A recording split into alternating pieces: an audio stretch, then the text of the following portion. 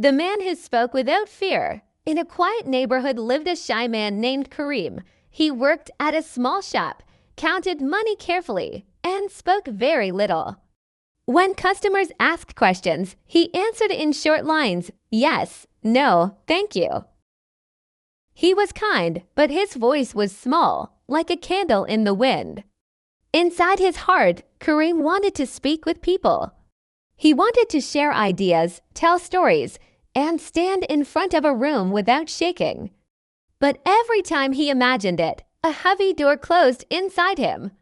His chest felt tight, his face grew hot, his tongue felt heavy. He thought, maybe I am not a speaking person. One day, his friend Nadia invited him to a small community meeting. We need someone to welcome the guests, she said. Just a few words. Kareem wanted to help, but fear rose like a tall wall. He almost said no. But then he remembered a promise he once wrote on a small paper and kept in his pocket, be brave in small things. He took a slow breath and said, I will try. That night, he stood in front of the mirror in his room. The mirror showed a quiet man with worried eyes. Kareem whispered, good evening, everyone, welcome. The words sounded weak. He tried again, a little louder. Good evening, everyone. Welcome to our meeting. He noticed his shoulders were tense. He let them fall. He lifted his chin a little. He placed one hand on his chest and felt his breath move in and out. He practiced 10 times, 20 times, 30 times. Each time, the words felt a little more like his. The next day, he arrived early to the meeting hall. The chairs were empty, the air calm. He stood on the small stage and tasted the silence. He walked to the back of the room and then to the front, so the floor became familiar to his feet. He whispered his lines again. Good evening, everyone. Thank you for coming. When people finally entered, the room filled with soft noise. Nadia gave him a friendly nod. It was time. Kareem stepped forward. His heart beat fast. The first word came out too quiet. He cleared his throat and tried again. Good evening, everyone. A few people in the back did not hear him. He remembered the mirror and lifted his chin. Good evening, everyone. This time, the sound reached the walls. Thank you for coming. He forgot the next sentence and froze. His mind went blank like a white page. The room waited. 1 second, 2 seconds, 3. In that silence, fear tried to grow, but Kareem did not run away. He smiled, a small honest smile, and said, I am nervous. This is my first time speaking. The room grew warm. People smiled back. Someone clapped softly. Kareem felt a thin thread of courage. He continued, welcome to our community meeting. I hope we learn together. He stepped back. The welcome was short, broken, and full of mistakes. But it happened. He had stood up. He had not run. That night, he wrote in his small notebook, Mistake 1, voice too quiet. Mistake 2, forgot a sentence. Mistake 3, long silence. Then he wrote, Lesson 1, raise chin, breathe, and speak to the back wall. Lesson 2, carry one safe line for emergencies. I'm nervous, but I will continue. Lesson 3, a small silence is not death. It is just a small silence. Kareem kept going. He decided to make a 1-minute talk every evening, alone in his room. He chose simple topics, my work, my best friend, a lesson I learned, a mistake I made. He set a timer for 60 seconds and pressed record on his phone. The first week was messy. He spoke too fast and ran out of breath. He used many filler words. He watched the recordings and felt a little ashamed, but he also felt honest. The phone showed the truth, and the truth was a good teacher. He added a small ritual before each practice, 3 to 1 breathing. 3 slow breaths, feeling the air come in and go out, to slow shoulder rolls to relax. One clear sentence to start. Today I will speak for 1 minute. He wrote a single sentence on a card to guide him, not a full script, just a small map. Opening, let me tell you about. Middle, first, then, finally, end. So the lesson is. On the second week, he joined a tiny speaking club at the library. The rule was simple. Each person spoke for 2 minutes. Then the others gave kind feedback, one good thing, one small change. Karim's first club talk was about his father's old radio. He forgot words, mixed tenses, and smiled too much because he did not know what else to do. When he finished, his legs were shaking. A woman named Sadaf said, "Your story was warm. I felt your love for your father. Next time, slow down here." And she pointed to the part where he rushed. Another person said, "Pause before your last line. Let your words land." Karim wrote their notes in his book. He practiced the same talk the next day, this time adding 1 heartbeat of silence before the last line. He felt the power of a pause. It was like pressing a gentle stamp on paper so the ink could sink in. Weeks passed. Karim made many mistakes, and he gave each mistake a simple name. The falling voice, his voice became quiet at the end of a sentence. The racing horse, he spoke too fast. The tight shoulders, his body got stiff. The vanishing eye, he looked only at the floor. He trained each problem like a small animal. For the falling voice, he practiced finishing a sentence with energy. Thank you. For the racing horse, he placed invisible commas in his speech and took tiny sips of air. For the tight shoulders, he shook his arms before speaking. For the vanishing eye, he practiced the 3-spot look, left, center, right, with a soft smile.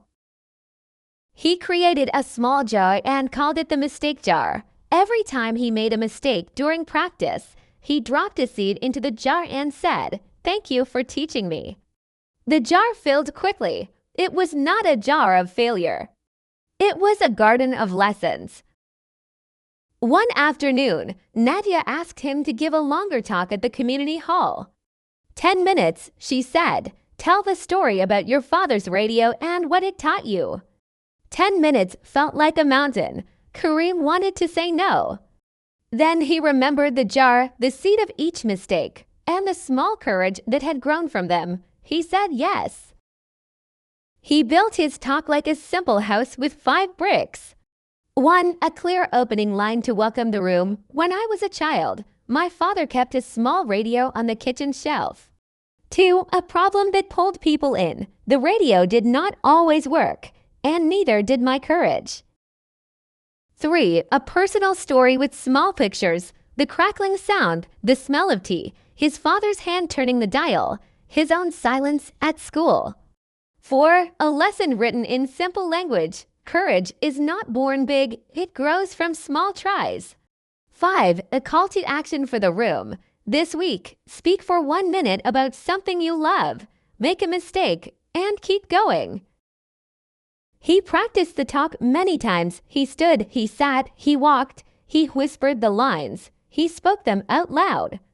He practiced with a pencil under his tongue for 1 minute to train clear consonants. He read a paragraph slowly to stretch his vowels. He practiced landing the last word of each sentence like placing a cup carefully on the table, not dropping it. The night of the talk, the hall was full. The old fear returned and put cold hands on his neck. He closed his eyes for 3 breaths. He rolled his shoulders twice.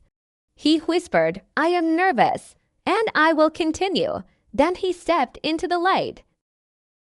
He began to fast. The racing horse was back. He noticed it and placed an invisible comma. The speed fell. He heard his own voice and let it fill the room. He looked left, center, right. He told the story of the radio and the kitchen and the boy who never raised his hand at school. He felt his throat tighten, and he paused to sip air. He forgot a sentence. For a moment, the page in his mind turned white. The room waited. He smiled and said, "I lost a line." "It will come back." A small wave of laughter washed through the chairs. The line returned like a bird to a branch. He finished with a steady voice, "Courage is a habit. Begin small. Continue." The room was quiet for one long second, and then it bloomed with claps. Some people stood. Kareem bowed his head, not in shame, but in deep thanks. He had made mistakes on stage, in front of everyone, and still the earth had not broken. Instead, the room had grown kinder. The fear that lived inside him began to melt, like ice meeting warm tea. After the talk, an old man touched his shoulder. "Young man," he said, "I have been silent for 60 years. Next week, I will speak for 1 minute." A teenage girl said, "I shake like you." "Now I know it is okay." A mother said, "My child watches me. I want her to see me try." Kareem understood something clear. His mistakes had not only taught him, they had opened a door for others. He decided to help more people. He started a small practice circle in the library every Thursday evening. The rule was the same as the club that helped him. One good thing, one small change. He brought a box of simple tools, index cards, markers, a small bell for time, a glass of water for dry throats. He taught the 3-to-1 ritual, the 3-spot look, the invisible comma, the safe line for when the mind goes blank. He showed the group how to build a talk with 5 bricks. He told them to keep a mistake jar at home and to say thank you to each mistake. The circle grew. People brought stories. A baker who burned bread and learned patience, a driver who got lost and found a new friend, a nurse who learned to speak softly at midnight. They made errors, they laughed, they paused, they tried again. Kareem watched them and felt proud, the quiet kind of pride that does not shout. Weeks became months. Kareem spoke at schools, at markets, at small weddings. At a wedding, he mispronounced a name and felt his face burn. He corrected himself gently and added, "Names are precious." "I am learning." The crowd nodded. At a school, his microphone stopped working. He put it down and used a bigger voice. The children cheered. At the market, he forgot his closing line, then asked a simple question instead. "What is one brave thing you will do this week?" People answered, and the ending was better than the one he had planned. He learned new rules that were not written in books but written in the air of real rooms. If you make a mistake, name it kindly and continue. If the line disappears, breathe and wait. It often returns. If the room is cold, tell a small true story. If your voice is shaking, slow your feet and your breath will follow. If you feel alone, look into one friendly face, then another. One afternoon, Kareem received a letter from the city hall. "We are holding a festival for the whole city.